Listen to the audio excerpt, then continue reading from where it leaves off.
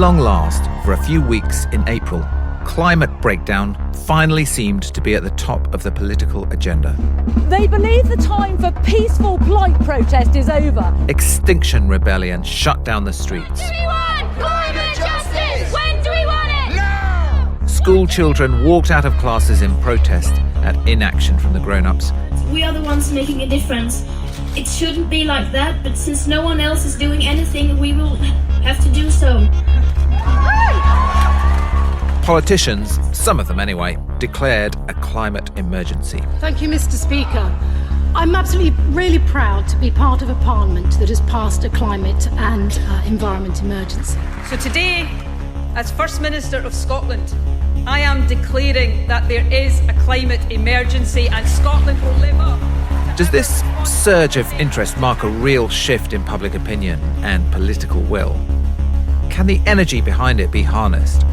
And can our politicians unite against climate change in time to stop the worst of it? Welcome back to Polarised from the RSA. It's presented by Ian Leslie and by me, Matthew Taylor. We're not here to orchestrate an argument between warring tribes with opposing views. There's plenty of places you can hear that and watch it as well. Instead, we're trying to understand the big shifts in our culture and our politics. This week, we're talking to Clare Farrell from Extinction Rebellion and Alice Bell from 1010 Climate Action about where the climate movement goes next. Before we get started, we like to make sure that you know what our assumptions are going into a discussion, where we're coming from. So we call this section Full Disclosure. Looking at Extinction Rebellion, Matthew, what's your starting point? What did you make of it? So I think I'm kind of reminded of the front page the Socialist Worker always used to have at general election time, which was vote Labour with no illusions. And I think I kind of want to say I support Extinction Rebellion in terms of what it did and achieved, but do it with no illusions, in the sense that do it understanding that there are downsides to this kind of action as well as upsides, and do it understanding that if you aren't careful about the way you use these kind of tactics, they will end up blowing up in your face. So I think Extinction Rebellion had a great victory. I think they made big progress. I think that what they did was justified, but that doesn't mean that we should be doing it every other Tuesday. I have a similar, well, I don't know, I guess this is a different view, which is that I wonder if Extinction Rebellion is too easy to nod along with. So it's gained, in a way, surprisingly widespread support, and lots of people were kind of cheering them on, right? And certainly it sort of raised attention, gained, focus on this incredibly important issue, which, by the way, needs rebranding from climate change to climate crisis or something like that. I mean, climate change just sounds, so benign and sort of nice. Anyway, is it worth bringing in what the data tells us about public ambivalence here? Because what is interesting is that just about twice the proportion of people who approve of Extinction Rebellion's tactics disapprove. So they've got a negative rating, but yet 60% of people approve of their aims. Only 20% disapprove. This is and nearly a third of people have been inspired to do more. So it kind of is. It's a bit like, well, we don't want this, but we kind of recognise it works. Yeah, exactly. This is sort of why I'm ambivalent about it as well, which is that if you're already inclined to think that climate change is a big problem, this is a very easy thing to nod along with, right? If you think these people are just kind of annoying, then you can just kind of feel annoyed about them and it'll go away. What this doesn't do is confront us with the actual choices we will have to make. I kind of feel maybe it's a little bit too late in the day for this kind of attention-getting model, this model where we say we need to draw attention to this thing. I think we need to go a lot further than that now. I think we've got as much attention for climate change as we're likely to get. Attention is not actually the problem. The problem is we're not actually facing the hard choices that we have to make as a society. So I think any campaign needs to put those front and centre, and we need to have those discussions rather than just having a generalised kind of like, hey, climate change is important. Yeah, so I'm slightly more supportive than you, but I think that one of the characteristics of protest movements is they tend to move towards the easiest issues, the ones that are hardest to get your head round, and therefore, by implication, avoid the tougher ones. So they can kind of say, look, we're not doing enough. Well, that's demonstrably true. More should be done. That's demonstrably true. These are, in a way, the kind of simple questions. The hard question, as you imply, is, well, what exactly do we do? And, I noticed that today, the International Energy Authority says that for the first year, the investment in renewables has actually declined. Investment in fossil fuels has actually increased. That leads to two very difficult questions. One is, well, it's all very well saying we should do more in the United Kingdom, but in a way, we're not really the biggest part of this problem right now. And the other is, what we're seeing out there in Trump, for example, is a retreat from global action on anything. And so therefore, the kind of question is, well, we can sit here in Britain doing loads and loads of stuff, but if the world is unwilling to cooperate and lots of parts of the world that are doing more than damage than we aren't willing to do anything, what effect is it going to have? Now, that's a harder question, and you can't glue yourself to a bridge to resolve the question of how it is we get countries to collaborate globally. No, but you can say Britain must and should show leadership and be an example and be a centre of innovation and creativity in the way we deal with these problems. But I'd like to see us getting down to what we're actually going to do about it. Great. Well, we're going to be talking about these issues a lot more in a moment with two people who have thought about them much more deeply than we have.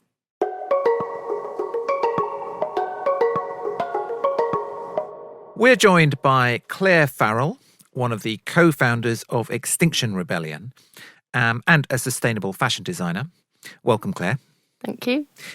Also joining us is Dr. Alice Bell, Director at 1010 Climate Action. Welcome, Alice. Hi. So, Clare, let's start with you and with Extinction Rebellion.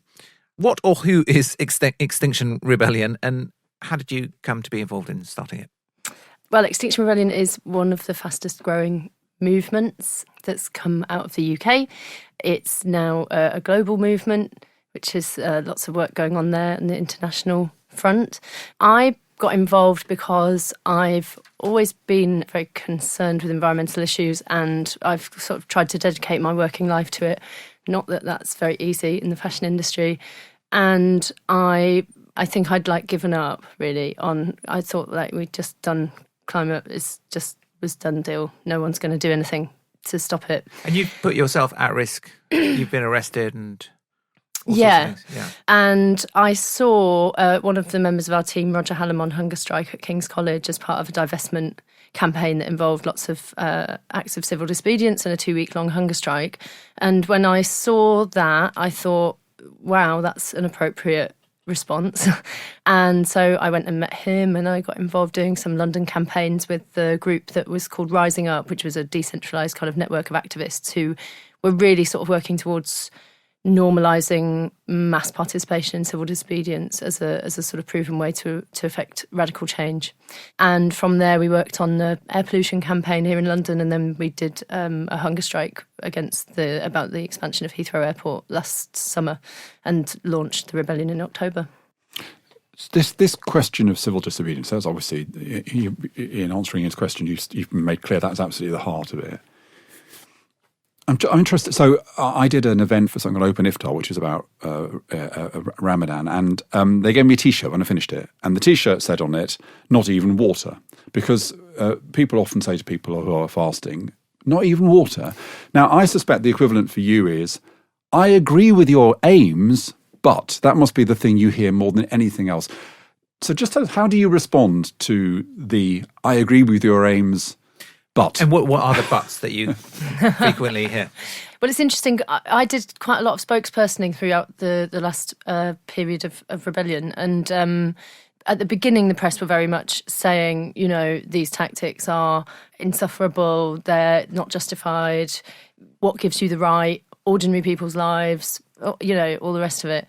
And it is something that I think we've sort of all tried to come to a place of answering that by saying, we're sorry first, because we are. And I'd rather be working in my career, making good money, having a nice life, seeing some radical proper change within my industry, which in my opinion, is not happening and is nowhere near happening, even though lots of us have been trying to work on that. And on the topic of climate, we've got people who've joined us like Farhana Yamin, people who've been actively writing agreements, working on an international negotiation level, who also agree that we've reached this point of like what else is left to do.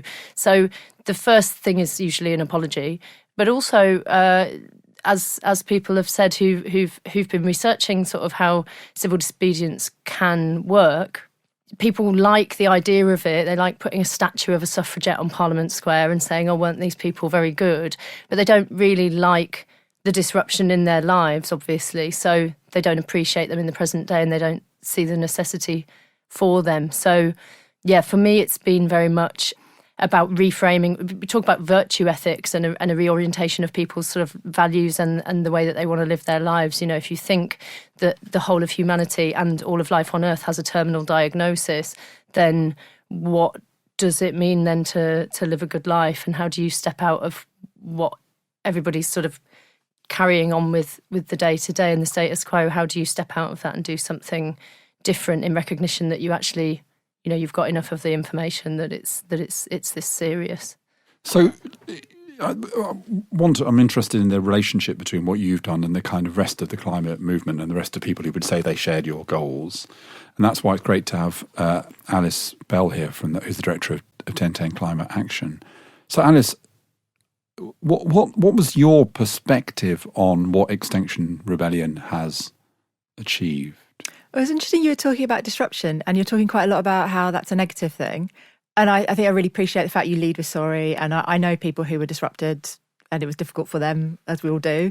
I had to cancel a meeting because of something. But one of the things I thought was striking about Extinction Rebellion over Easter in particular was actually how much people enjoyed a lot of your disruption, particularly things like Westminster Bridge.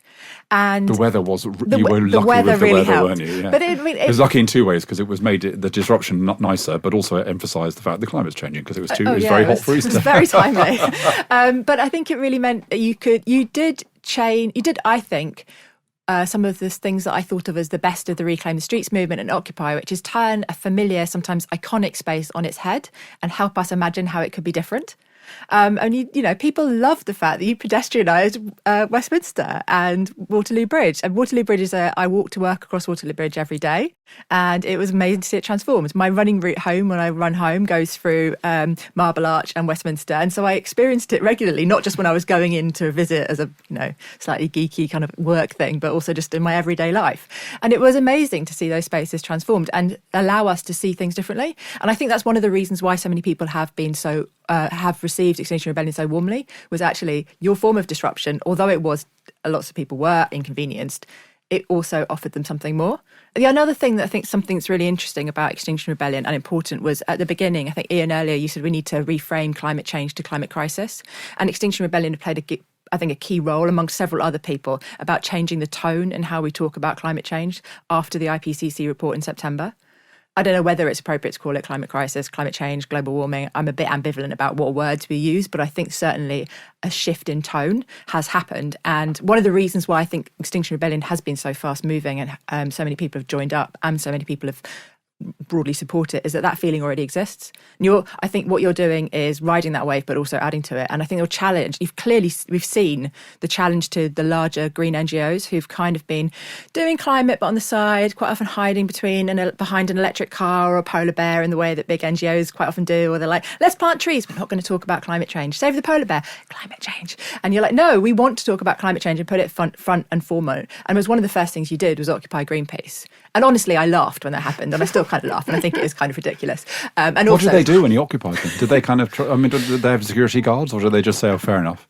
They were quite welcoming, really. I mean, I think we, they're nice people, aren't they? And they're the people that we thought we were quite sort of well aligned with, and they seem to, they're the most radical or whatever. The language of climate emergency, actually, Greenpeace have used for an extremely long time. But it's just obvious if you look at the data and where we're going, that like the work that everybody has been doing in this sector hasn't given us the goods. And so when we went to see them, we took we wrote them a love letter, and we took them lots of flowers, and we took them vegan cakes, and we a group of activists gave them a lecture with a megaphone from the reception desk, gave them like a sort of talk on the extinction crisis, and then we went in and had a really long meeting with several kind of senior members of staff, which was a really beautiful, heartfelt meeting where we all sort of nearly broke down in tears and stuff, because we all know that it's that bad. So yeah, and it was interesting because when you go and do that, and lots of people go, oh, you can't do that because they're good guys, and what are you doing that for? And actually, when you go to them and they go, cool, fair enough, let's talk. Like they were super nice. So in the last few weeks, we've seen lots of larger NGOs really green NGOs making climate a big part of what they do very explicitly. And I think that's not just Extinction Rebellion. I think it's important that we put these other things in context. There's the poll from the government. The government regularly polls the UK public on how concerned they are about climate change, and it just happened that last week we got some new data. The fieldwork for that was middle of March, so before any of the April work or the David Attenborough documentary, and even in that, in mid-March, it is recordly high levels of concern about climate change. 80% of the UK population. It's always pretty high. The UK population are up for talking about climate change and have been for a long time, but it's record high. And I think that all of those things, the youth strikes have been really, really key. Shifts in the BBC, we know they've had internal conversations. It wasn't, this David Attenborough thing did not come out of a vacuum. Along with Extinction Rebellion, have contributed to a range of different people making moves, and the political parties too. Climate emergency calling. But this is an account, and I think it's lovely the way you've captured the kind of festival celebration, the humour. I mean, I think humour was a really good part of this. The fact that it was talking about a terrible crisis, but did it with humour and panache was a really big part of it. But the assumption we're drawing here is that this is all activity which shifts the consensus.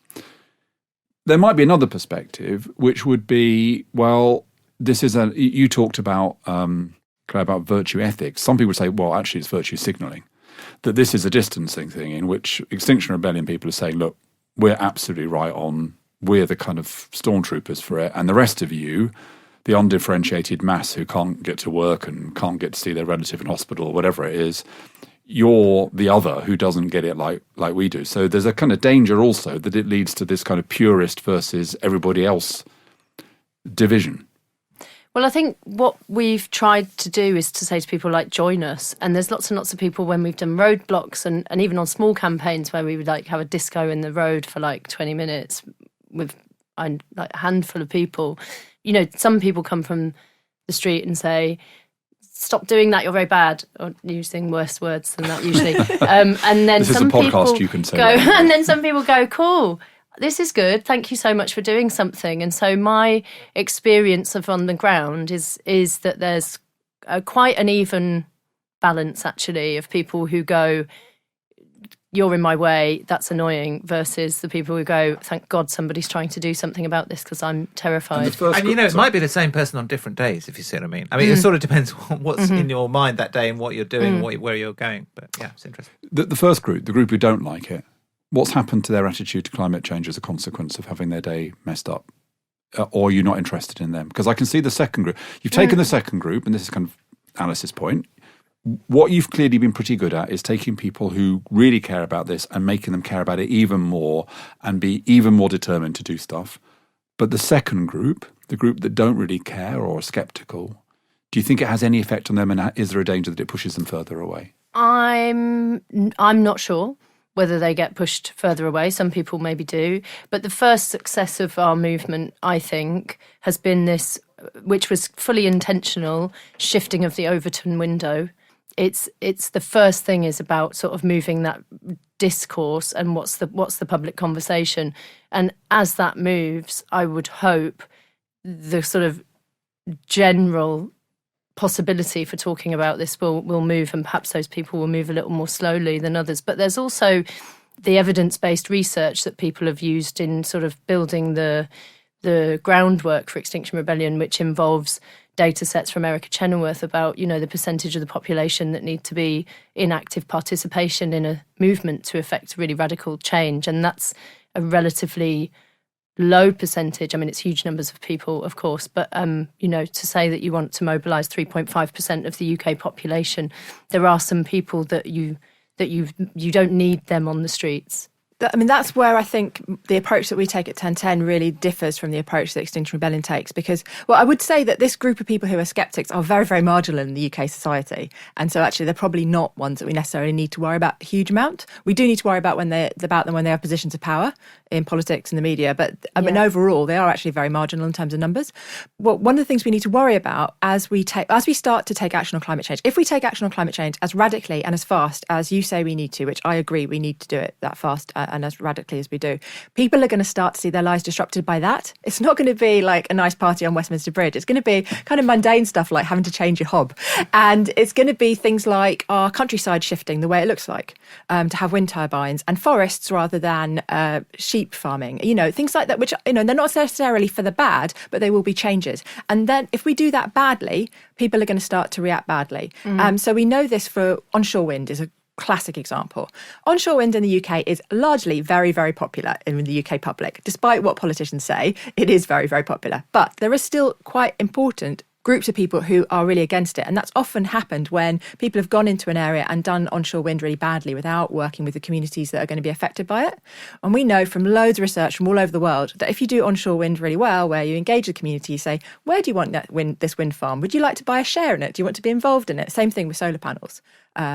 As well, then we know that we get even more support, and areas that have done wind and solar and hydro well have huge support for it, and that's something that we need to be really keeping our mind on as we go forward. So if you've kicked up a fuss, people are declaring climate emergencies, as long as they take those climate emergencies seriously and actually enact action at the speed we need it, there's a whole swathe of other work that needs to be done, and I don't think that can work with 3.5% of the population. I think that has to work much broader, and we have to go to where people are and listen to them, and that's one of the reasons why I really love your idea of citizens' assemblies. Can we just go back to this civil disobedience point? Because I think there's a kind of implication in civil disobedience, which is if I care enough about something to glue myself to a bridge, that is a kind of legitimacy. There is something greater about my legitimacy because of my willingness to sacrifice and disrupt. And I think what you're saying, Alice, or what I would draw from that is if you were actually going to Northamptonshire and persuading them to have more wind onshore turbines, you probably wouldn't organise a demo in Northamptonshire, glue yourself to a bridge and say, if you don't do this, you don't care about the environment, you don't get it, you're on the other side. You would probably have a much more pragmatic. I'm kind of interested in, ultimately, do you believe legitimacy lies in the conventional way, which is democracy and seeking of consensus? Or do you think legitimacy lies with the fact that, no, some people, a smaller group of people are the only ones who get it, and they're utterly determined, and they therefore should be the ones that we listen to? You should be the ones we listen to. Well, I think the point that we've made through civil disobedience is that somebody needs to start very rapidly listening to someone, and nobody was listening enough to any of the voices that were already in the room. Even though there's huge movement, there's obviously everybody doing the great work that they've been doing for years and years, and yet it's making no impact. So by doing the civil disobedience, you are able to create the conversation, you're able to move that Overton window and to make something possible. And we've been very honest that we don't want to talk about policy in depth right now because it's not our job to tell anyone how this happens. It's just that we're in grave danger and something has to happen. For me, something that's very interesting that people come up when they're talking to you, they always want to go, so what's the policy and what would you do? What if you were in charge? It's obviously not what we're saying. From my perspective, is like nobody from Extinction Rebellion is saying like we should be in charge. It's like we're just trying to create the conditions for social change. You say you're not in charge, and you're not, but you have been to see the people in charge. I wanted to ask you about your meeting with Michael Gove. Thank you very much for making the time to come and talk to us. I know that you're also talking today to John McDonnell and to Sadiq, so it's great that we've got engagement at different levels of government and across. Often ministers take these meetings as essentially a kind of form of cheap PR. We say, well, we've had this meeting with this person that you've all been paying attention to, and that's the end of it. And I want to hear about the reality of it. What was your expectation of the meeting before you went in, and then how did that match with the reality of it? Did you have to give a guarantee before the meeting that nobody would glue themselves to the Secretary of State? Was that a condition? Yes. We did. Because that would be, I think I would, somebody who was willing to glue themselves to Michael Gove, that's commitment. Didn't someone glue themselves to Gordon Brown over Heathrow or something? Yeah, they did try to. Enough of gluing to politicians. That's the new programme. personally don't really want to glue myself to Michael Gove at all, by the way, but it's well, so it came quite quick, and I wasn't expecting us to get a meeting with the state from what we did at all. In fact, I was not expecting anybody to be able to hold the sites for as long as they did. So it was way more impactful and bigger and faster and more beautiful than I'd anticipated. And then to have these meetings with people from Sadiq Khan to Michael Gove, when you go into those meetings, I guess like you don't. If you're me, which is like I'm not a politician. I've never been involved in any of this sort of stuff. At that kind of level before. Some of the people who came in have lots of political experience, but there was myself and Sam Knights, who works on our political and media team, and there was a 14-year-old who took the day off school with permission to come as well, and we all sat down and sort of said our pieces, as a sort of opening to the meeting.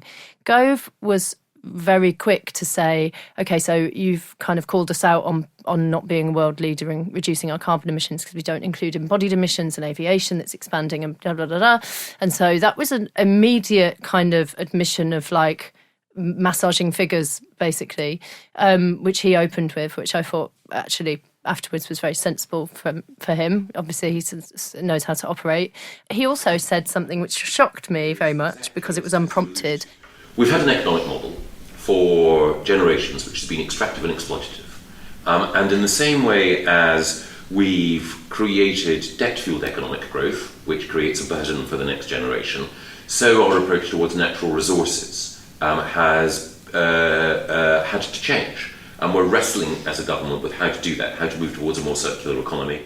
And also how to I thought that was quite a weird thing for him to say to us, because we didn't ask him to say that at all. But I mean, I don't know if you've, like, I was quoted a lot in the press because when I came out, they were like, how was it? How did it go? And I was like, it was less shit than I thought it would be, but only mildly, just a bit, it was just a bit less shit. But it was still shit. And like those places I find quite heartbreaking to be in, because the more that I've done this work and the closer I've got to political actors and people who've been in this space and who've been in those rooms and who've been in Number 10 and they've been in Westminster, having the, for decades, some of them, having their projects cut, having their plans for green initiatives, like having the funding slashed mostly by the Treasury. It just is a really sad place to be, really, if you're sort of taking the crisis seriously, and then you have to be confronted by the actual people who organise, in my opinion, against the greater good. I'm really interested that you say it was shit. As somebody who spent my entire life trying to lobby government, to get a Secretary of State to say those things is, what do you think, Alice? I mean, I guess what you're saying is he said all of that, and then you said, well, where's the beef, or where's the vegan beef, and and he couldn't actually concretely give you what you wanted. But even a minister, even the head of DEFRA or whatever, has sort of limited scope for what they can do, certainly in the moment, right? He used the words, I'm not the king of DEFRA, so I can't Got to find the king of DEFRA. So I can't, he's the king of DEFRA. I couldn't declare. Well, I think he probably what did he mean by that? He meant that he couldn't, in the meeting there and then say, okay, DEFRA will, as my department, declare an emergency right now, and I can't do that for you. I just want to drill down a little bit, because I don't understand whether, when you say I personally, or you mean I, as Minister of DEFRA, can understand the crisis, and whether what's the obstacle to DEFRA itself today, to tomorrow, whatever the time frame, that's fine. What would it take for you to join accepting the consensus that there is a crisis? In a way, I'm not the king of DEFRA. I have responsibilities as Secretary of State, but DEFRA is part of government overall. And if government's going to, and I think it's very much to your point, if government's going to drive change, then we want to have collective buy-in. So dealing both with the challenge of climate change and with environmental degradation is not just a matter for DEFRA, it's also a matter for the Treasury, BEIS, for all government departments, for the Department for Education, the Department of Health. I also wasn't expecting that, after that, then the motion would go through Parliament and it would get voted through as well on the emergency. So the thing that Gove's good on in terms of what he talked about is biodiversity loss, which is the thing which I think is really important for us to constantly return to, because the other job that we've hopefully done a decent piece of work on is pulling together climate and biodiversity loss as like two parts. I mean, of course, they're part of the same story, but if you look at them as two crises, like running alongside each other, it's... I agree. And I have to say, Extinction Rebellion, I mean, my background is in marketing. It's an amazing brand name, right? It is. It's absolutely, it's brilliant. And it's to me, it's a big part of the impact. It's and it brings together those things. It's had a lot of criticism about... kind of, especially like, so one of the things I think is positive is the way you shifted the Overton window, as you said, but like the calling of crisis, the word extinction. I was talking to a scientist colleague a couple of months ago, and they were saying people are turning up at their meeting saying humans are going to go extinct in 10 years, and she's like, you're not, and maybe that's not helpful. I think we probably need a diversity of different ways of talking about climate change, and a bit of screaming into the void about how distressing it is probably very useful, as is a bit of shouting about how it's a crisis, as well as other terms. But like it's not uncontroversial, this idea of the phrase extinction and the kind of concept of climate emergency and stuff. And there is some climate psychology work that suggests that it's not helpful. I mean, there's very little climate psychology work done at all, so it's hard for us to really judge. It wouldn't help to be uncontroversial, though, would it? No, not necessarily. I think that's one of the things, is that for many years people are like reading the research saying, oh, well, if you say this, then you'll upset people. And they're like, well, we can't upset people. And they're like, well, maybe actually upsetting people will be helpful. Right. So I think try that. But are we maybe being a little bit complacent here? You know, Nigel Farage is, unless something changes, you know, he's going to win the European elections. I mean, he will say, I personally won the European elections. He's well known to be a climate change skeptic. And when you say that the position in Britain is, you know, 80% of people get this, we don't have to worry about being like in America, where basically if you're on the right of the centre, you have to believe that, you have to not believe the science. But yeah, I kind of think Nigel Farage standing up at the peak of his popularity and saying, look, first of all, what we're doing is, and I've kind of heard people like him say this, it's so irrelevant in comparison to China and India and Russia. This is just us beating ourselves up when we don't make any difference at all, and being kind of guilt-tripped into making sacrifices that will hurt the poorest people most. And secondly, in the end, it'll be science that solves this. You know, there's this new science that can take carbon out of the clouds. So instead of screwing up our own lives when we make no difference at all, let's just wait for the science to sort it out. And, you know, and until the Chinese do something, there's no way I'm sacrificing working class people's fuel bills. Now, sorry, when I say that, it isn't in the slightest bit original. I'm interested for both of you in why it is you think that articulation couldn't become a consensus in this country. I do think it could happen. And I think one of the things that's given space for the climate spring or whatever we had just recently was that people were distracted by Brexit. And in the last year or so, lots of people who interact regularly with the small number of climate skeptics that exist in the UK have reported that they just haven't heard so much from them recently. And they've just been distracted by Brexit. And I think that's given space for climate activism to grow a bit in a time when it also was having other reasons. Clare Fox effect. You know, if you're really focused on Brexit, you can't put as much energy into your climate change skepticism. Maybe. But I think it could come back. You know, then if they feel they've won on Brexit, then they'll come back. And it's one of the reasons why I think it's so important to be doing work that is on the ground all over the country with a diverse range of different people. So they do have a stake in the low carbon future. So they do, you know, own a bit of a solar farm and were involved in building their local wind farm, and they feel part of it. So when someone comes and starts to threaten it, they say, no, this is mine. This is something I'm part of, and I understand. Because if our relationship is just about something that we do just every now and again, where we go and superglue ourselves to something, or watch TV of somebody else supergluing ourselves to something, then it's not something that's going to be quite so much a part of our lives. But if we spend this time where we've got a bit of a moment, you know, this is a climate moment, clearly, if we spend that time making opportunities for people to forge quite deep relationships with all sorts of different things to do with the ways that we need to transition to, or the ways that we need to take action on climate change, then they won't be able to unravel that. And we've seen that in the States. So Trump's skepticism has been powerful, but there's a limit to how powerful it can be, because there's so many people in America with solar panels, and they just fight back. So I think that's something that we can think about. But that, Claire, takes me to the other kind of allegation that we made, which is, I suspect, I don't know anything about you, but I'm going to suspect that you think inequality, that our country is too unequal. I suspect that you are a big supporter of the Me Too movement. I suspect that you basically have a bundle of kind of broadly progressive views that go together. In America, the real problem is that the climate change issue is overlaid by the ideological issue. In Germany, it's quite the reverse. The most popular politician in Germany, I think, is a Green Party lender, head of a lender, who goes shooting at the weekends and is slightly right of centre, but is green. What do you want to happen in Britain? Do you think that actually what we should have is a green-red movement which wants to transform the world? Are you perfectly happy to pick up supporters for action on climate change, regardless of the fact you might not agree with anything else they believe?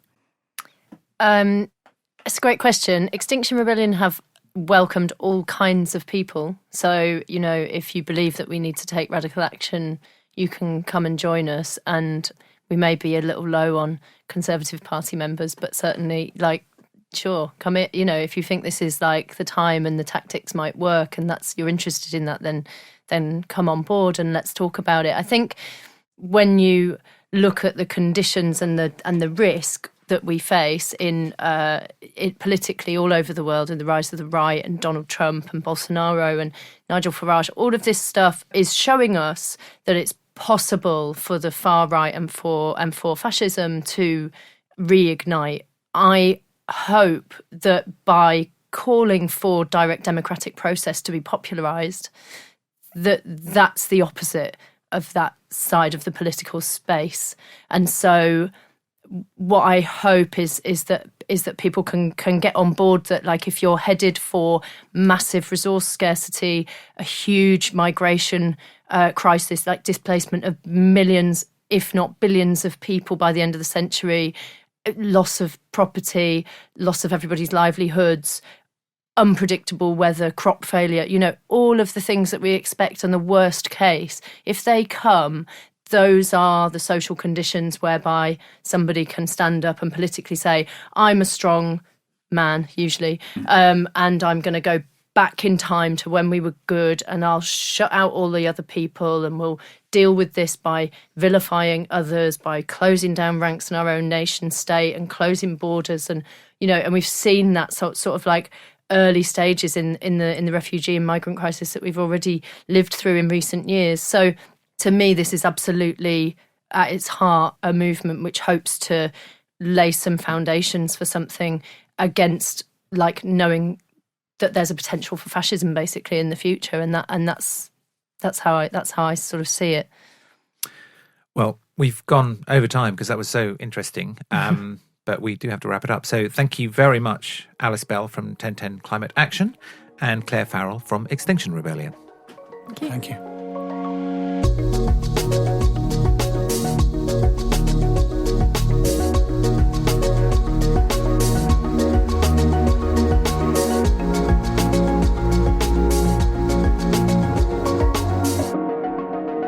So, Ian, I thought that was absolutely fascinating. And the thing that I'm really interested in, I want to ask about what your view is on this, is, in a way, civil disobedience is a polarising thing. It's quite an extreme thing to do, and it's a kind of statement, I believe desperately in this, and I'm very different to the rest of you because I'm willing to get arrested and everything.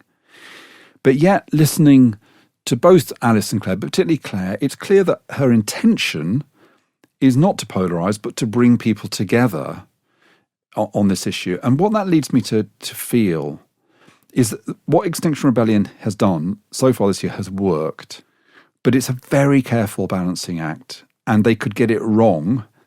Somebody could die as a consequence of not being able to get to a hospital or something, or they could just say something stupid, and it could tip the other way. Do you think, am I being too kind of worried about that, or do you think there is the danger that this, which has been positive force, could turn negative?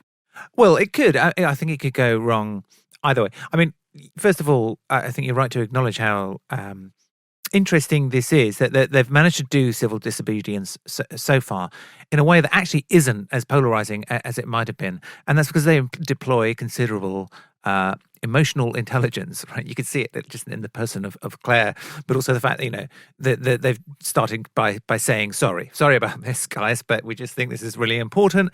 The fact that they emphasize warmth and humor and playfulness, so all those things managed to make it, a less polarizing and more palatable thing than it might have otherwise been, which is smart. Could it go wrong? Yes, it could go wrong in the way you suggest. It could actually just genuinely really start to piss people off or anger people in some way. The other way it could go wrong is if they are so nice, that people just they fade into the background.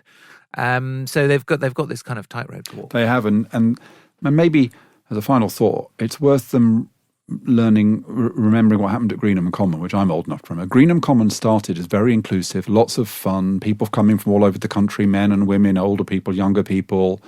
It ended up as a bit of a sect and with some pretty toxic politics within it, and leaving a lot of people who didn't sign up to a very kind of radical pacifist kind of view left out in the cold. So the way they manage themselves over the next few months will be fascinating and important.